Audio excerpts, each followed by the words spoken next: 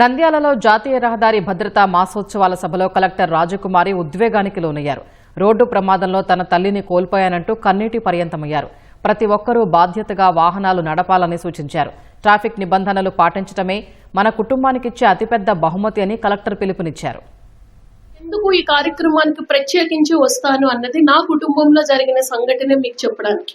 మా father mother travel చేస్తూ ఉన్నారు. Heavy iron load lorry vehicle ని హిట్ చేసింది. మా తల్లి మా అమ్మ ఎగిరిపడి డివైడర్ కి తల కొట్టుకున్నారు. ఆమెను బతికించుకోలేకపోయాను. అంటే ఒక యాక్సిడెంట్ లో నా తల్లిని నేను కోల్పోయాను.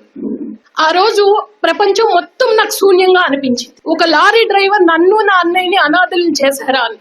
సో కేసు బుక్ చేశారు. వీళ్ళ తప్పు లేదు, లారీ డ్రైవర్దే తప్పని నేను చెప్పాను. ఆ లారీ డ్రైవర్ నా తల్లిని తీసుకురాలేడు. కానీ నేను ఆ లారీ డ్రైవర్ ని శిక్షిస్తే వాళ్ళ కుటుంబం ఏమైపోతుందో, ఏం కేసు పెట్టాల్సిన అవసరం లేదు, వదిలేసేయండి. అంటే నాకు జరిగిన సంఘటనే వేరే వాళ్ళకి జరగకూడదు అని చెప్పడానికి నేను ఈ సమావేశానికి వచ్చాను. అంటే ఒక్కసారి ఆలోచించండి.